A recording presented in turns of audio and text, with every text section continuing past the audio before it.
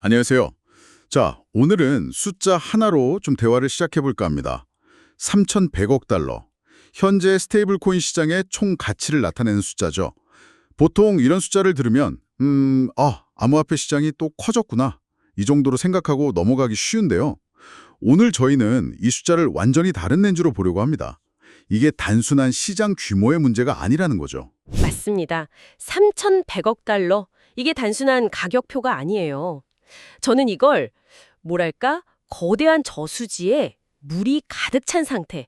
그러니까 블록체인이라는 새로운 땅 위에 디지털 달러, 즉 현금이 충분히 쌓였다는 아주 강력한 신호로 봅니다. 아, 저수지에 물이 찼다. 네. 그리고 역사를 보면 한 곳의 유동성, 그러니까 현금이 충분히 고이면 항상 자연스럽게 따라오는 현상이 있거든요. 그게 뭔가요? 바로 그 물을 이용하려는 사람들이 만들어내는 금리 시장과 현금 흐름입니다. 아, 그냥 고여있는 돈이 아니라 이제 일할 준비를 마친 돈이란 뜻이군요. 바로 그거죠. 그럼 오늘 우리가 집중적으로 파고들 주제는 명확해졌네요.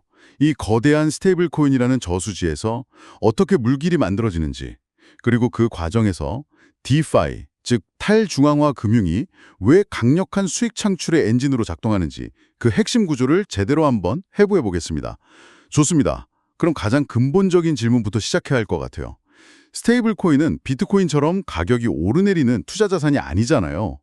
제 은행 계좌에 있는 1달러랑 블록체인 위에 스테이블 코인 1달러, 둘 다 똑같은 1달러인데 이게 본질적으로 어떤 차이가 있는 건가요? 아, 그거 정말 좋은 질문입니다. 핵심적인 차이는요. 뭐랄까, 돈이 움직이는 운동장 자체가 다르다고 보시면 돼요. 운동장이요? 네. 은행 시스템 안의 달러는 은행이라는 폐쇄된 성 안에서만 움직입니다. 송금, 결제, 대출 전부 다 은행이 정해놓은 규칙, 인프라, 심지어 영업시간의 제약까지 받죠. 그렇죠. 그리고 우리는 그 안에서 무슨 일이 일어나는지 정확히 알 수도 없고요. 맞습니다. 흔히 말하는 월드 가든, 담장으로 둘러싼 정원 같은 거죠. 네네. 하지만 달러가 스테이블 코인 형태로 블록체인, 그러니까 온체인이라는 열린 광장으로 올라오면 이야기가 완전히 달라집니다. 돈이 움직이는 방식 자체가 투명해지고 자유로워지고요. 무엇보다 프로그래밍 가능해집니다. 프로그래밍이 가능하다? 그냥 보내고 받는 것 이상의 무언가가 있다는 뜻 같은데요. 네, 온체인에서는 모든 경제 활동이 24시간 내내 이 공개된 장부 위에서 실시간으로 일어나거든요. 아, 실시간으로요? 누가 달러를 빌리고 싶어 하는지, 어떤 자산과 바꾸고 싶어 하는지, 특정 구간에 얼마나 많은 수요가 몰리는지, 이런 정보들이 숨겨지지 않고 실시간 시장 가격, 즉 금리나 수수료의 형태로 명확하게 나타납니다. 아, 전통금융에서는 소수의 기관들만 알던 정보가 모두에게 공개되는 셈이군요. 정확합니다. 따라서 3,100억 달러라는 숫자의 진짜 핵심은 사람들이 코인에 돈을 많이 넣었다, 이게 아니라요. 현금이 블록체인 위로 이동해서 돈이 스스로 일할 수 있는 거대한 경제 시스템의 기반이 마련되었다는 겁니다. 그렇군요. 이제 이 환경에서 디파이라는 엔진이 어떻게 돈을 버는지 구체적인 구조 세 가지를 살펴보겠습니다. 좋습니다. 현금이라는 연료가 가득 채워졌고 이제 그 위에서 움직이는 엔진의 작동 방식이 궁금해지네요.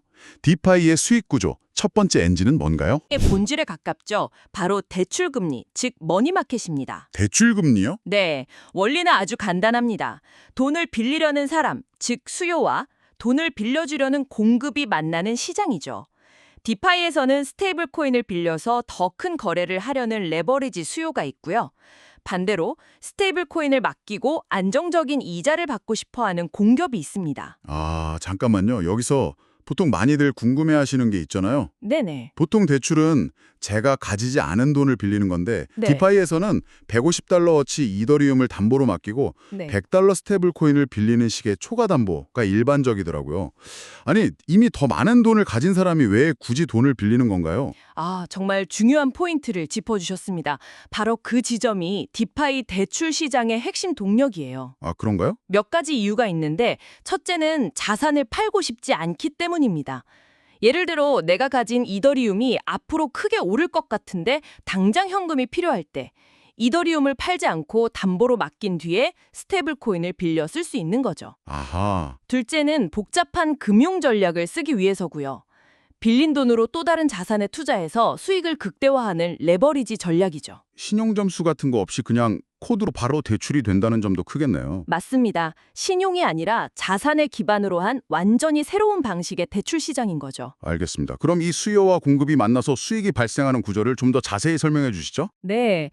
이 수요와 공급이 만나는 에이브나 컴파운드 같은 프로토콜에서 실시간으로 이자율 APY가 결정됩니다.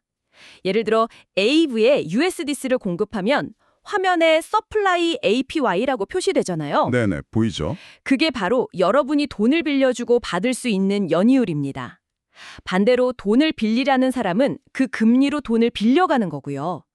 여기서 가장 중요한 점은 이 수익이 허공에서 만들어지는 마법 같은 게 아니라 돈을 빌리고 싶어 하는 실제 경제적 수요에서 발생하는 명확한 현금 흐름이라는 사실입니다. 그런데 그 APY라는 게 하루에도 몇 번씩 롤러코스터를 타잖아요. 어제는 5%였는데 오늘은 갑자기 2%가 되기도 하고요. 이걸 과연 안정적인 이자라고 부를 수 있을까요? 변동성이 너무 커서 예측이 거의 불가능한 수익 아닌가요? 맞습니다. 그래서 은행 예금과는 근본적으로 다르다는 점을 꼭 이해해야 합니다. 은행 예금 금리는 기준금리에 따라 오랜 기간 고정되지만 디파이의 APY는 말 그대로 실시간 시장 금리입니다. 돈을 빌리려는 수요가 몰리면 금리가 순식간에 치솟고 수요가 줄면 금리가 내려가는 아주 역동적인 시장인 거죠. 그렇군요. 그러니까 안정성보다는 시장의 수요를 가장 투명하게 보여주는 효율성의 관점에서 봐야겠네요. 정확합니다. 자, 대출은 돈의 시간 가치에 대한 이야기였다면 돈이 움직이는 과정 자체에서도 수익이 발생할 것 같습니다. 두 번째 엔진은 그런 것과 관련이 있나요? 네, 정확합니다. 두 번째 엔진은 바로 거래 수수료입니다. 거래 수수료? 특히 DEX, 그러니까 탈중앙화 거래소의 스테이블 코인 풀에서 주로 발생하는데요. DEX에서는 사용자들이 거래할 때마다 0.01%에서 0.3% 정도의 작은 수수료가 발생하거든요. 이 수수료가 모여서 유동성을 공급한 사람들에게 수익으로 돌아갑니다. 여기서도 궁금한 점이 생기는데요. 네.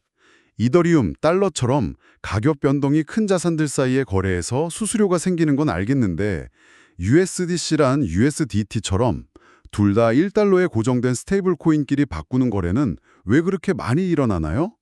가격 변동도 거의 없는데 의미 있는 수수료 수익이 생길 만큼이요? 바로 그 점이 DEX 수익 구조의 묘미입니다.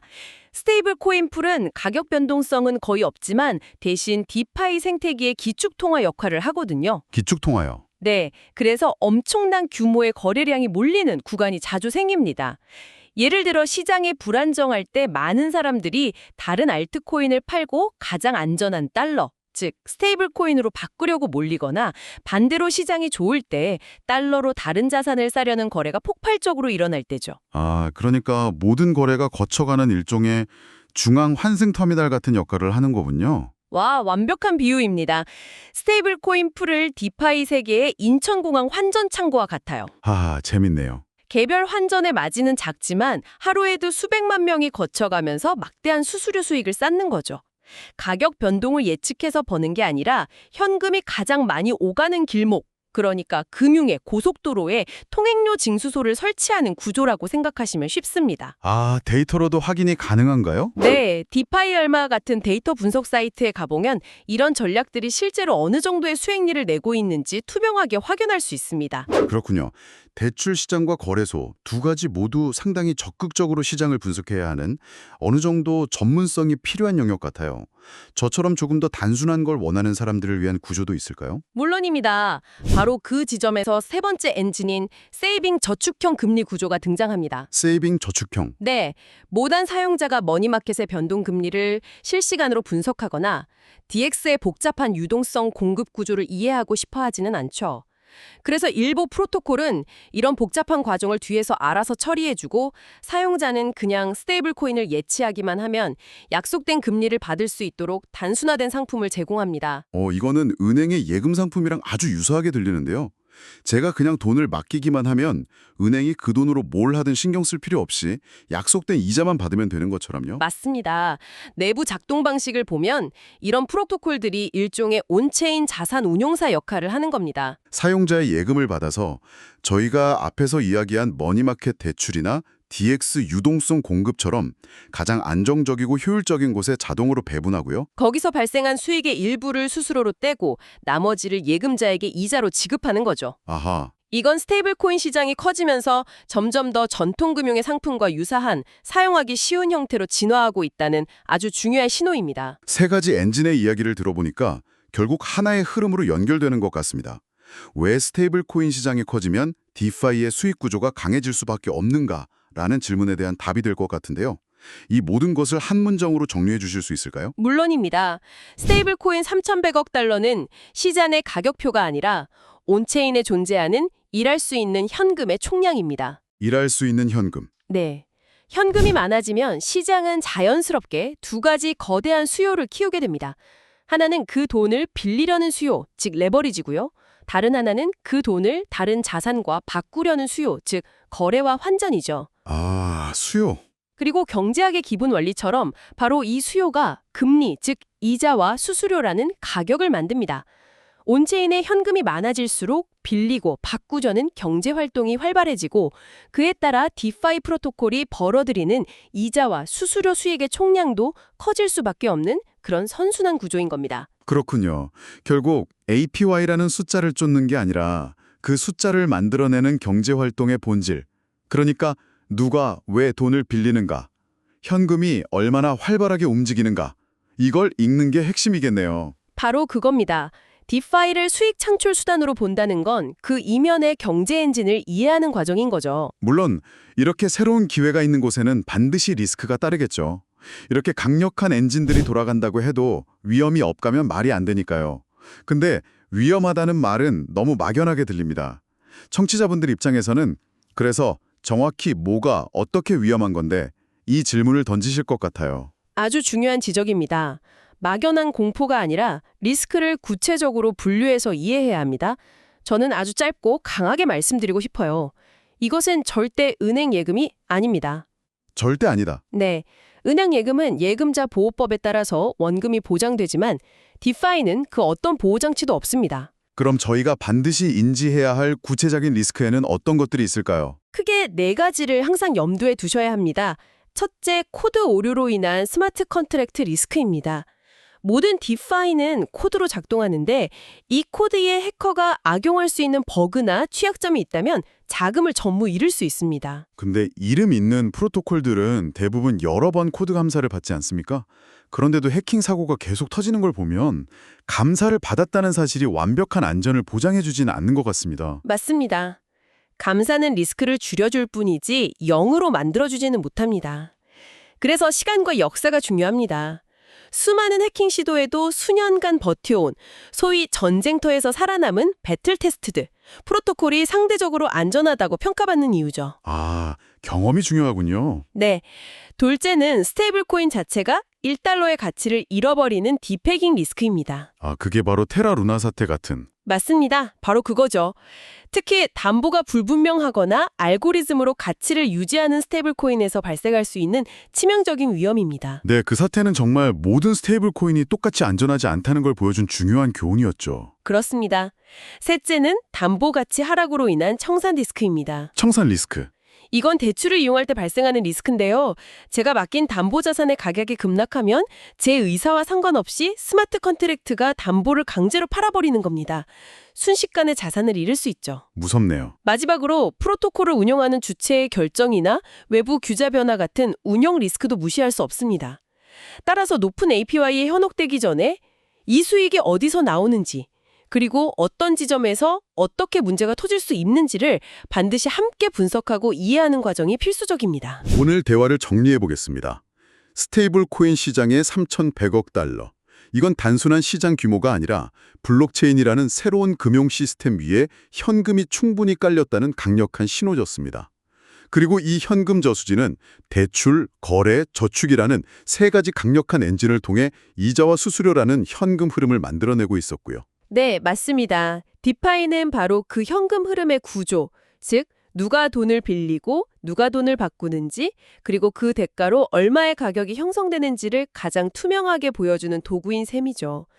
다만 이것이 절대 은행 예금이 아니라는 점, 그리고 스마트 컨트랙, 디패깅 같은 디파이 고유의 리스크를 항상 구체적으로 인지하고 관리해야 한다는 점을 다시 한번 강조하고 싶습니다. 오늘 논의를 바탕으로 이제 여러분께서는 어떤 디파이 상품의 높은 수익률을 볼 때 단순히 이거 진짜 주는 건가? 라고 묻는 대신에 완전히 다른 질문을 던져보실 수 있을 겁니다. 이 10%의 수익률을 만들기 위해 시장의 누군가는 왜 11% 이상의 비용을 기꺼이 지불하고 있는가? 그들이 이 돈으로 일으키려는 실제 경제 활동은 무엇이고 그 활동은 과연 지속 가능한가? 이 질문은 화면의 숫자를 넘어서 그 이면의 경제 엔진을 들여다보게 하는 완전히 새로운 관점을 열어줄 것입니다.